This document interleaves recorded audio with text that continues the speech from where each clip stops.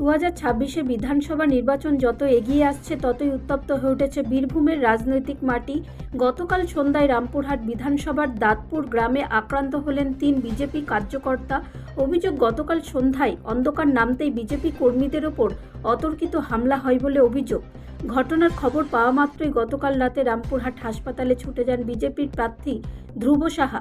রক্তাক্ত দলীয় কর্মীদের শয্যাশায়ী দেখে আর স্থির থাকতে পারেননি তিনি। চিকিৎসকদের সাথে কথা বলে আহতদের চিকিৎসার বিষয়ে দ্রুত ব্যবস্থা গ্রহণের অনুরোধ জানান তিনি। রাতেই হাসপাতালের সামনে উপস্থিত সাংবাদিকদের মুখোমুখি হয়ে ক্ষোভ উগরে দেন রামপুরহাটের এই গেরুয়া সেনানী। ধ্রুব সাহার সরাসরি অভিযোগের আঙুল তৃণমূল কংগ্রেসের দিকে। তার দাবি, শাসক দল বুঝে গেছে যে আগামী নির্বাচনে জনমত তাদের বিপক্ষে, তাই ভয় দেখাতে এই নির্বাচনের সুষ্ঠু গণতান্ত্রিক বাতাবরণ নষ্ট করতেই এই পরিকল্পিত সন্ত্রাস।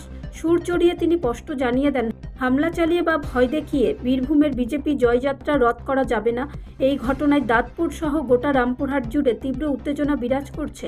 পরিস্থিতি সামাল দিতে গ্রামে মোতায়েন করা হয়েছে পুলিশ বাহিনী। 2026-এর হাই ভোল্টেজ ভোটের লড়াইয়ে শুরু হওয়ার আগেই দাঁতপুরের এই রক্তক্ষরণ রাজ্যের আইন শৃঙ্খলা পরিস্থিতির ওপর প্রশ্ন তুলছে। দেখুন, ভয়ঙ্কর পরিস্থিতি। তৃণমূল কংগ্রেস অত্যাচারের শেষ সীমানা পর্যন্ত নেমে গেছে। গণতান্ত্রিক পরিকাঠামো, নির্বাচনের বাতাবরণ নষ্ট করছে।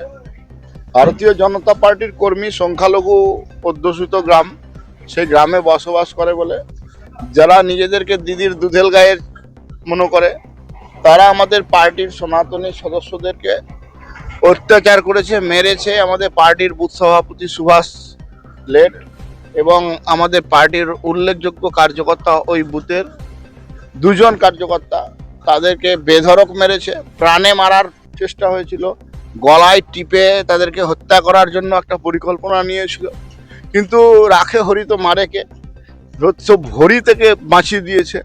সেই জন্য 3 জনে এখানে ভর্তি হয়েছে। আইনের শাসন নাই, জঙ্গল রাজ্য চলছে। স্বাভাবিকভাবেই আমি আমাদের সহকর্মীদেরকে, বুথের কর্মীদেরকে নিয়ে হসপিটালে এসেছি। এই পরিস্থিতিতে আমরা এই যে ঘটনা ঘটেছে, আমরা চাইছি যে বিহিত ব্যবস্থা হোক এবং বিহিত ব্যবস্থা অলরেডি হতে শুরু করেছে।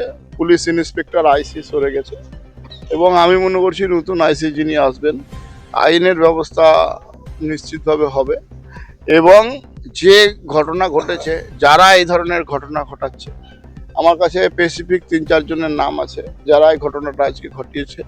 ভয়ের বাতাবরণ তৈরি করতে চাইছে সংখ্যালঘু এলাকায়, সংখ্যালঘু অধ্যুষিত হিন্দু গ্রামে, তার বিহিত ব্যবস্থা হবে। আজকে এই ধরনের ঘটনা যদি, যেখানে সংখ্যালঘু হিন্দুরা আজকে মার খাচ্ছে, যদি সেই গ্রামে যদি হিন্দুরা, মুসলিমরা যদি লঘু হতো, তাদের উপরে যদি আক্রমণ হতো, তাহলে তো মমতা ব্যানার্জি মিছিল বার করে দিত, সংখ্যালঘুরা আক্রান্ত, দাঙ্গা লাগাচ্ছে, এই সমস্ত কথা বলতো। এই ধরনের ঘটনা ঘটছে মানে কি? মানে দুধেল গাইদের ছেড়ে দিয়েছে একটা শ্রেণীর মানুষ, অত্যাচারিত নিপীড়িত সনাতনী মানুষ, যারা সন্ধ্যাবেলায় তুলসী তলায় প্রদীপ জ্বালায়, তারা আক্রান্ত হচ্ছে। আমরা এর বিচার চাই। বাংলার সনাতনী সমাজ এক হবে এবং এর বিচার হবে। রামপুরহাটে তৃণমূলের বিসর্জন নিশ্চিত, পাল্টানো দরকার, চাই বিজেপি সরকার। দেখা যাচ্ছে বারাঙ্গবাড়ি কিন্তু দাঁতপুর গ্রামে বিজেপি কর্মীর সাথে মারধরের অভিযোগ আসছে, কি বলবেন? দাঁতপুর গ্রামই একমাত্র গ্রাম যেখানে কটা বালি মাফিয়া থাকে, নারায়ণপুর থেকে বালি তুলে আর বালির টাকা নিয়ে ফুর্তি করে আর মদ খেয়ে এই সমস্ত ঘটনা ঘটায়। বাকি জায়গায় তো ঘটে না, ঘটানোর সাহস পায় না, কারণ তাদেরকে গরম গরম স্বাগত করার মতন ভারতীয় জনতা পার্টির রামপুরহাটে পরিস্থিতি আছে। সেই জন্য তারা সেই ধরনের পরিস্থিতি করার চেষ্টা করে না। ওই গ্রামে হিন্দুরা সংখ্যালঘু, সেই জন্য তাদের উপর অত্যাচার চালাচ্ছে। চাইছে হিন্দুরা পালায়ন করুক, হিন্দুরা ওখানে ছেড়ে পালাক, এদের জমি জায়গাগুলো নেবে, ওদের এলাকাটা দখল করবে। এ তো সারা পশ্চিমবাংলায় চলছে, রামপুরহাটে দাঁতপুরও সেই ধরনের পরিকল্পনা করছে। ব্যুরো রিপোর্ট, রাষ্ট্রীয় প্রসার বাংলা।